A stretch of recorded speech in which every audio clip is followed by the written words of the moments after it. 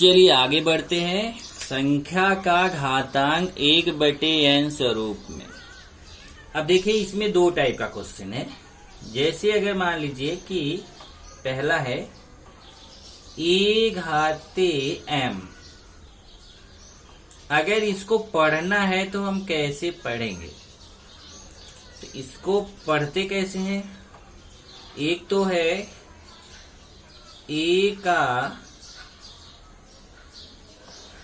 mवां घात, ऐसे पढ़ते a का mवां घात बराबर, या फिर a⁻m। a का mवां घात पढ़ते हैं या कैसे पढ़ते हैं a⁻m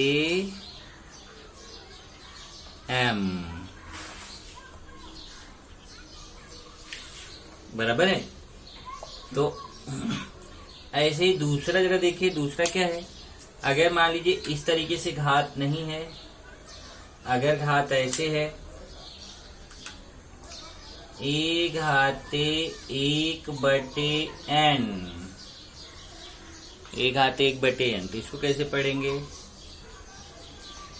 a का nवां मूल।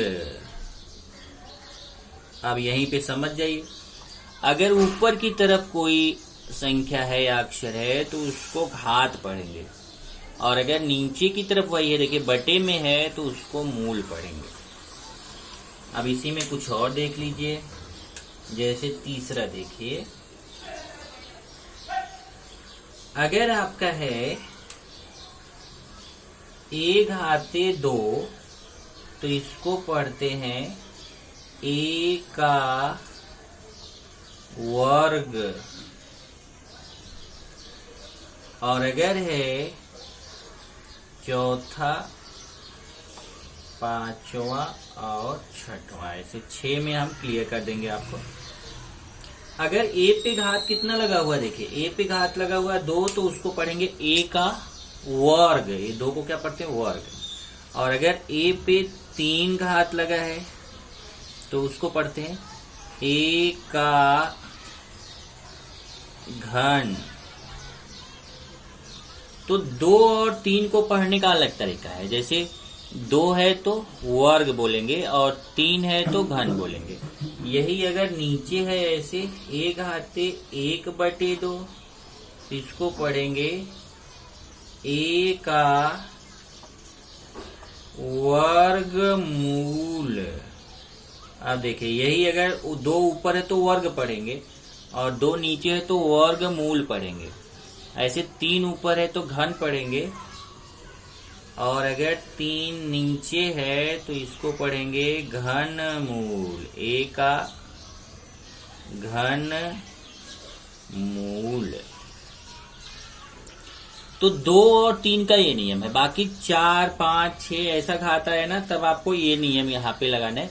अगर जैसे यहाँ 4 हुआ तो a का चौथा घात, 5 हुआ तो a का 5वां घात, 6 हुआ तो a का 6वां घात, 7 हुआ तो a का 7वां घात।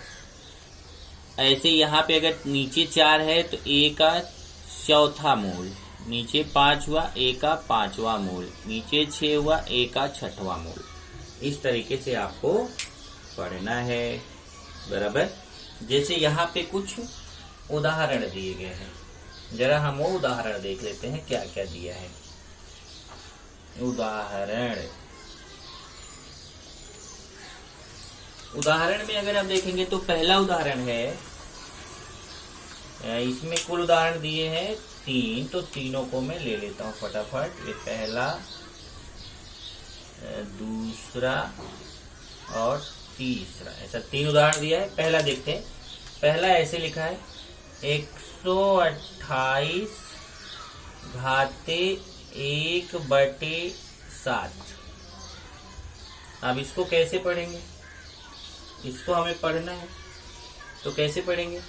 128, अब देखिए यहाँ पे बटे में है संख्या, तो देखिए इस टाइप से जैसे n है तो nवां मूल पढ़ रहे हैं। अब यहाँ 7 है तो n की जगह 7 बोलेंगे, 7वां मूल। इसको पढ़ेंगे 128 का कौन सा मूल?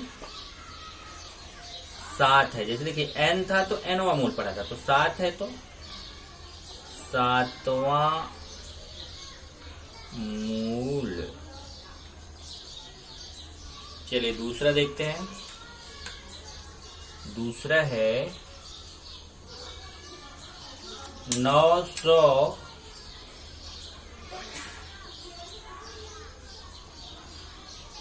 घाते 1/12। अब देखिए 1/12 हो गया, 900 घाते 1/12। तो इसको कैसे पढ़ेंगे? 900 का कौन सा मूल? 12 लिखा है तो 12वां मूल। 900 का 12वां मूल। अब जैसे अगला देखिए,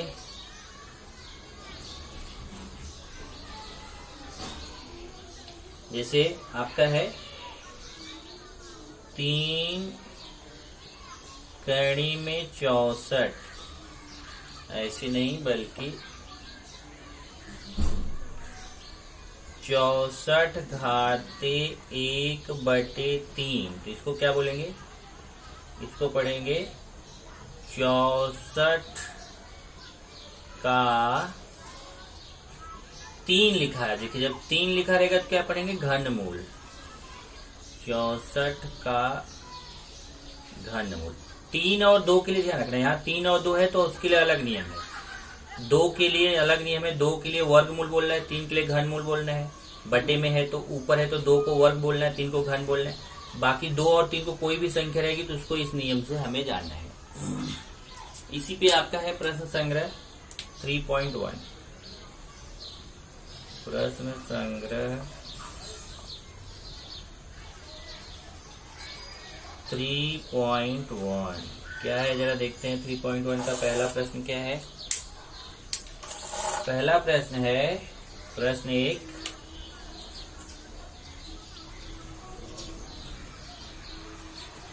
घातांक का उपयोग करके नीचे दी हुई संख्याएं लिखिए। घातांक का उपयोग करके नीचे दी हुई संख्याएं लिखिए। अब इसको घातांक का उपयोग करके लिखना है। कैसे लिखेंगे? अब यहाँ पे देखिए, जैसे पहला मैं ले रहा हूं, पहला है 13 का 5वां मूल। 13 का 5वां मूल कैसे लिखेंगे? 13 का 5वां मूल। अब ये क्वेश्चन है, इसको हमें घातांक के रूप में लिखना है। तो कैसे लिखेंगे? देखिए 13 का 5वां मूल। जब मूल बोलेगा ना तो यहाँ देखिए, जब मूल रहता है तो उसको बटे में लिखते हैं, जब घात रहता है तो उसको ऊपर लिखते हैं। यहाँ मूल है, 5वां मूल बोला है तो घाते 1/5, ये आंसर हो जाएगा। दूसरा है 9 का 6ठा मूल। दूसरा है 9 का 6ठा मूल। अब 9 का 6ठा मूल कैसे लिखेंगे? 9 घाते, इसमें भी मूल बोला है तो 1/6। तीसरा देखते हैं। तीसरा है 256 का वर्गमूल।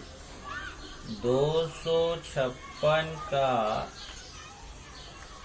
वर्गमूल। अब देखिए वर्गमूल जब बोलेगा तो आपको वर्ग आ गया सब। देखिए वर्गमूल, वर्गमूल में बटे 2 लिखते हैं तो 200, देख लीजिए यहाँ से वर्गमूल में 1/2 लिखते हैं तो 256 घाते 1/2।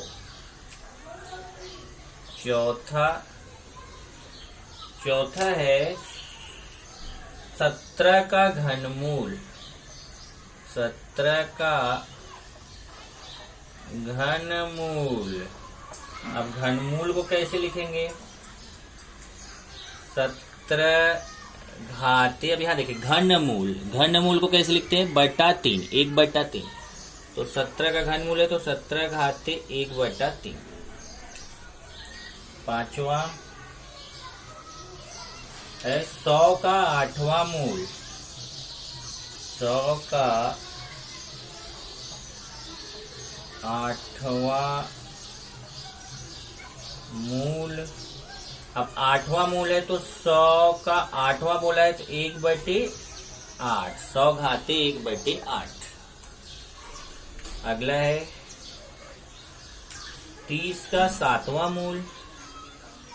30 का 7वां मूल।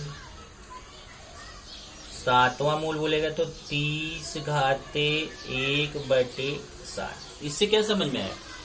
इससे ये समझ में आया कि जैसे देखो 5वां मूल है तो 1/5।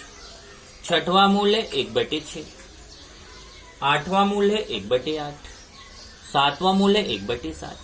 लेकिन अगर वर्गमूल और घनमूल है तो वर्ग मतलब /2, वर्गमूल मतलब /2 लिखना है, घनमूल मतलब /3। यहां ध्यान रखना है, घनमूल का मतलब /3, वर्गमूल का मतलब /2। तो 2 और 3 के लिए आपको अलग है। आगे चलते हैं प्रश्न नंबर 2।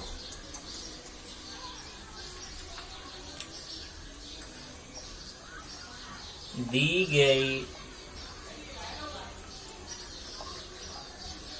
घातांकित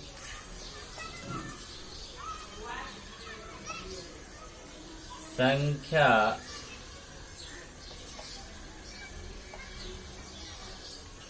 कौन सी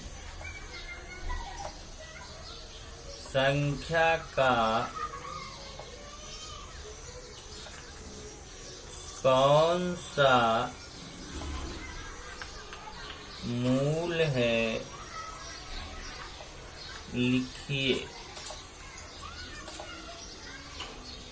एक क्वेश्चन है।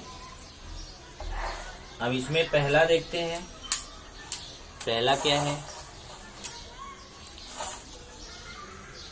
पहला है 81 घाते 1/4। देखिए 81 घाते 1/4। अब ब्रैकेट लगाइए चाहे ना लगाइए, उससे कोई फर्क नहीं। जैसे यहाँ ब्रैकेट लगाया, आप अगर ब्रैकेट नहीं लगाओ, देखिए यहाँ 256 में ब्रैकेट लगा सकते थे। आप ब्रैकेट लगाओ चाहे मत लगाओ, कोष्ठक लगाओ चाहे नहीं, यहाँ लगाया है उससे कोई फर्क नहीं।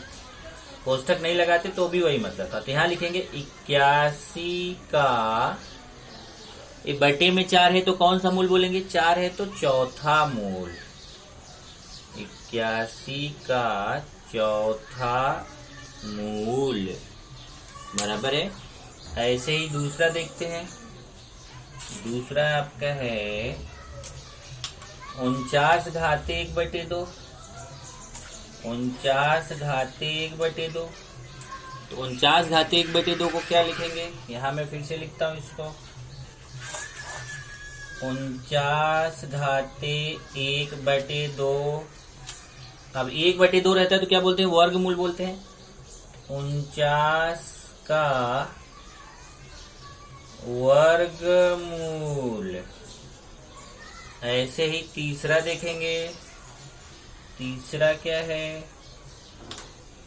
15 घाते 1/5। 15 घाते 1/5। यहाँ पे भी ब्रैकेट लगा दिया है। ब्रैकेट लगाओ चाहे मत लगाओ, उससे कोई फर्क नहीं है। किसी में उसने लगाया, किसी में नहीं लगाया। 15 घाते 1/5।